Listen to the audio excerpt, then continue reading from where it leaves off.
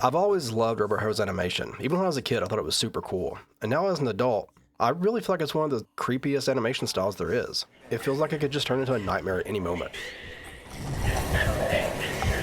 I've been wanting to start doing short midweek videos for indie games. Stuff that isn't part of the big What Was lineup. Just quick spotlights on games that I feel are worth talking about. So I was scrolling Steam the other day and came across this one. Rubber hose horror, these heavy dark themes, short, and I thought it was perfect to start with.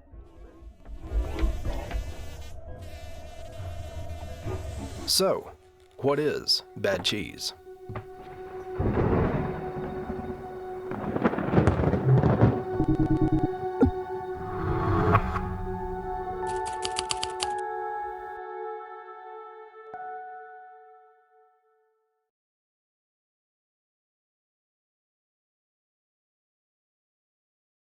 Now see, help poor Daddy, bring medicine. Bad Cheese was created by Simon Lukasik back in 2025. It's a psychological horror game built around that 1920s rubber hose animation style. You play as a mouse spending the weekend at home while mom's away, and everything in the house circles around one thing: keep daddy happy. I see you awake again, you'll get it! I feel like that one line really tells you what kind of horror this is. It's a home, your daily routine, the feeling of trying to stay out of the way just so nothing gets set off. This whole idea started a few years ago. Simon talked about where it came from, and he said the first sketches go back to around 2015. The early concept name was 5 Days with Daddy, and that title already feels pretty heavy. A stretch of time you're trying to get through, a house you're stuck in that's supposed to be your home, and a person that you have to manage that you're supposed to look up to. I'm tired. I need to lie down. He also described the core idea in a pretty heavy way. People talk about surviving big things: monsters, war, the wilderness. He talked about surviving your own parent. Living in a house where you're always reading the room, having to think ahead and be anxious about what you're doing, paying attention. He called homes like that a daily mental minefield. And I feel like once you hear that, the game starts to make a whole lot more sense. I have twisted chips for you. That's the fear this game's built around. That constant awareness, the constant anxiety, that feeling of trying to keep things stable. He was also featured on Dexerto, which is a gaming news website. They connected the game back to Simon's own life. They described Bad Cheese as very personal work for him. As a child living under an abusive father, they even connected to Simon growing up around alcoholism, and they quote him describing the whole process as game dev therapy. So this whole idea, it's something he's been sitting with for a long time, and he found a way to turn it into a game.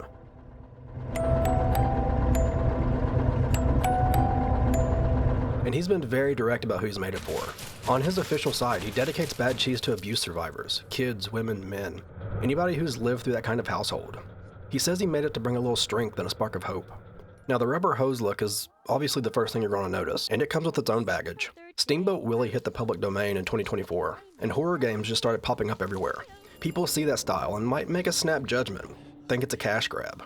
Simon addressed that also. He knew people would assume it was just riding the public domain wave.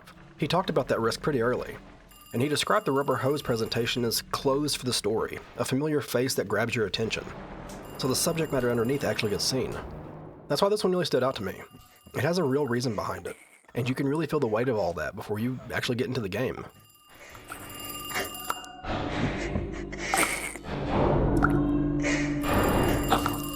This game is built around small things. The game keeps putting you in situations that feel normal on the surface, and then it twists them into something tense. A lot of the early loop is just basic chores: cleaning daddy's shoes, picking up his empty beer bottles, killing spiders around the house, stuff like that. Simple tasks. Moving room to room, doing what you're told, just trying to keep everything steady. And that's where the pressure starts to show up. The game trains you to play cautious. You move through the house like you're not supposed to make a noise. You start thinking about what you're doing while you're doing it. Start listening more than you normally would, and feeling that thing where you're asking yourself, did I mess up? Even when you haven't done anything.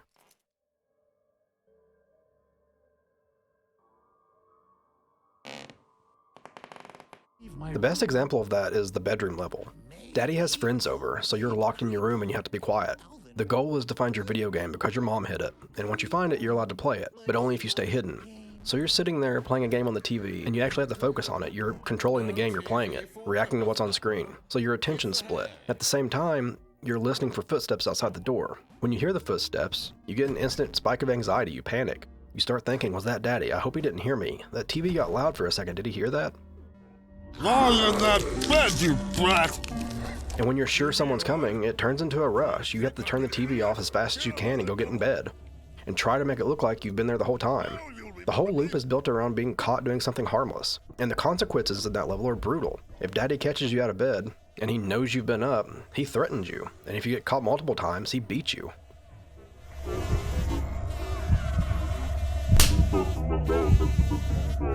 back, my little hero. So the fear here is completely coming from your brain living in that, did he hear that feeling? It's coming from sound and timing in your own nerves. You're playing a little minigame on the TV while your real focus stays on the hallway. That's what Bad Cheese keeps doing. It takes something small and it makes it feel dangerous.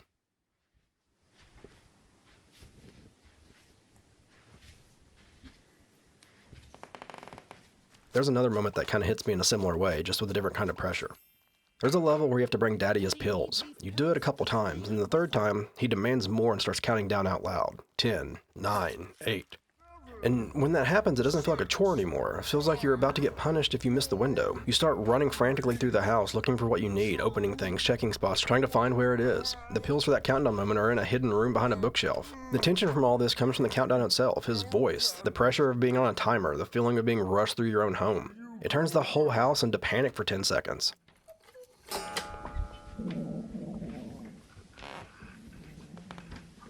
Go, go, go!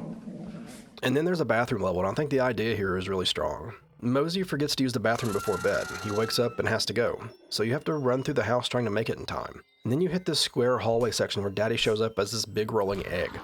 The egg rolls around a square, and you have to make it through without getting caught. This part is built around timing and hiding. You're ducking behind shelves, using these little tunnels in the center wall, waiting for the right moment, moving when you think you can make it.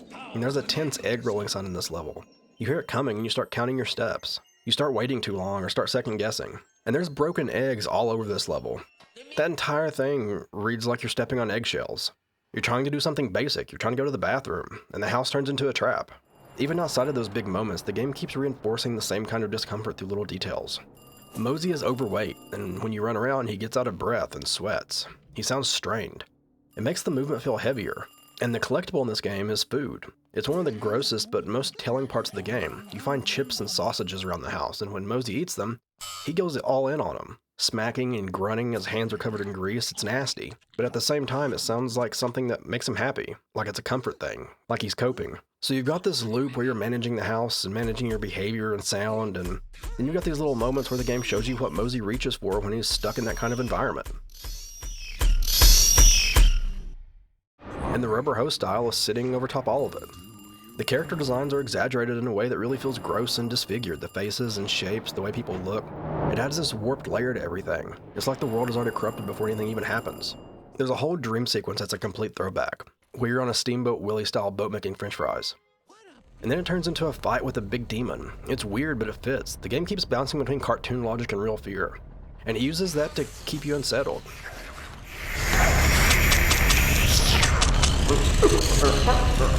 So overall, that's the moment-to-moment feel for Bad Cheese. It's clunky in spots, and you can really feel that. The movement and structure don't always feel smooth, but the ideas still come across. The themes really land, and the pressure is real. The discomfort is the point. And honestly, that's where the focus belongs with this one for me. I think the whole point of this game is, did it get across what it was trying to do? Not so much, is this a technical great game? A good family doesn't talk about its problems. Just a quick spoiler warning for this part, I'm going to be talking about some of the later levels and the ending. Bad Cheese moves in clear, separate scenarios. Each level feels like its own little situation with its own rule. You get dropped into it and you deal with it, and then the game pushes you into the next one.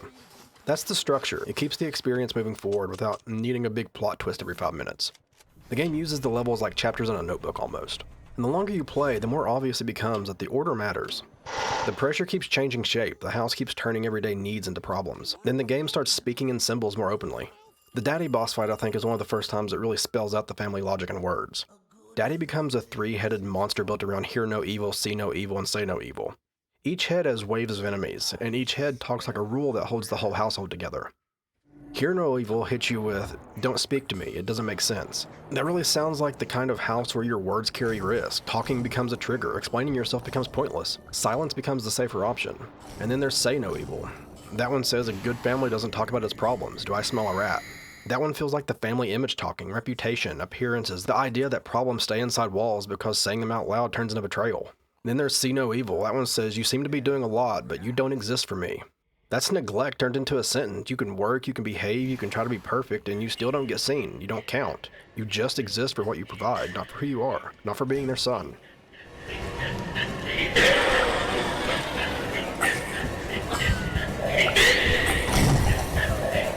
Right after that fight, you get the phone call from Momsy, and it comes out weirdly calm. Mosey just talks to her like it's a normal thing, like this is a nightly thing he has to go through. Not like someone that just got out of a fight. He says, yeah, he's doing it again. He's asleep now. Bye. Don't worry, I'll make it. That line feels like survival is his everyday thing. The same situation repeating. The same promise being said again and again. Then Mosey says Mommy worries over and over, and that he'll hang around the house and the answer will come. That's another part of it too. He's waiting, hoping, just staying put because leaving doesn't feel possible. Then the game moves into its last stretch, and I feel like that's its heaviest area for symbolism. Mosey reaches a part of the house he doesn't remember. He opens a door, and everything flips into a cheese world. The area feels like a different dimension, but it still feels connected to the house in some way, like the inside of his head finally became a place you can walk around in. And the first thing the game does is label the family roles: victim, prosecutor, and rescuer. Those three labels tell you how the game sees the household dynamic. Not as a simple good guy, bad guy type of story. They're just a system. Mosey's section has a sign that says victim. You walk up to him, and it's a floating Mosey with hollow eyes. He says, release me. And the game makes you kill him with a sword. That's a pretty hard moment. It's like the victim version of him stuck in place, frozen in that role, waiting for someone else to save him. And the release is coming from the same person who's trapped inside the body. It feels like the game's saying the victim's role has to be confronted, has to be ended. Then you go to Daddy and his sign says prosecutor. That one word says everything. A prosecutor builds a case, is always searching for proof, looking for a reason, always deciding guilt. And there's bottles that float around him. The game turns the bottles into a barrier. When you try to hit him, he raises his shield and there's a beer emblem on it. You have to break the floating bottles first before you can even hurt him. Alcohol is functioning as his armor, as a shield that blocks accountability, and something that keeps him protected while everyone else gets hit by the fallout. You can't even reach him until you break through that layer.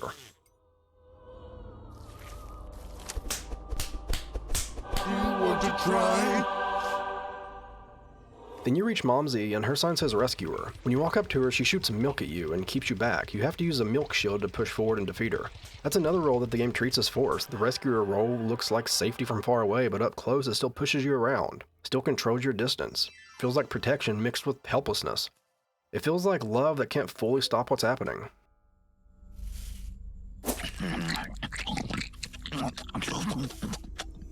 Once you beat those three, you go into this cheese building and find a mirror. Mosey looks at himself and sees a version of his body made out of cheese. He looks like a dog, echoing his dad. That moment feels like identity getting warped by the house, like living in that environment slowly changes what you think you are. Then you enter that mirror, and the final loop becomes opening bear traps. I feel like bear traps are a very specific symbol. There's pain, sudden punishment. They're the kind of thing you learn to fear even when you don't see it yet. Each bear trap opens to a picture of one of the three family members. Each time you open it, Mosey becomes more of himself again. It's like he's pulling pieces of himself back out of the rolls, like he's undoing the shape the house pressed him into. And when he opens the last one, he's fully himself again, and the cheese world turns back into a normal house. I don't feel like bad cheese anymore. Toothsome! Then the game ends with a credit message, and it says the entire intention of this game out loud. Many of the things you saw were real. There are many mice in the world crying out for help. Remember, you are not alone. Mosey. I think that line really explains why the structure is built the way it is. Each level is a picture of a different kind of fear inside this household. Each symbol is pointing at something real. The ending leaves you with that message on purpose.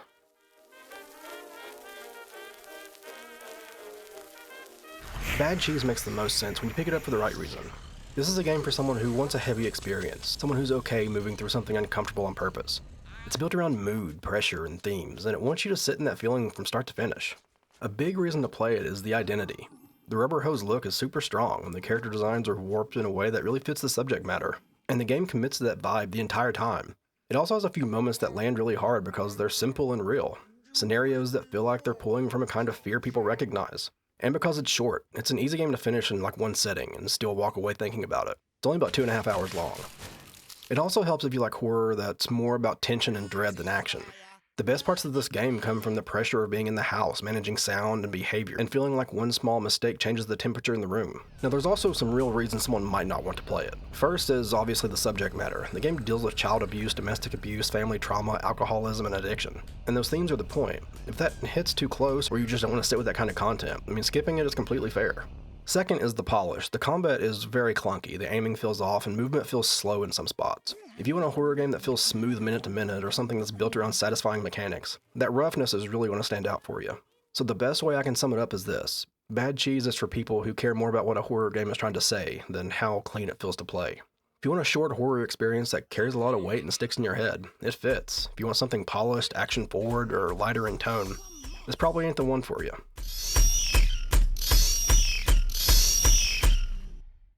And that's Bad Cheese. If you made it to the end, thanks for hanging out with me for a bit. This one's a bit different, it's shorter, and that's part of the whole idea I'm wanting to try. Some midweek bonus video where I just talk about an indie game that caught my eye. So let me know what you think about it. If you all liked it, I'll do more of these here and there. If you enjoyed the video, consider subbing. I've got a lot of longer videos on the channel too. Horror, weird games, just all kinds of stuff. There's always more coming.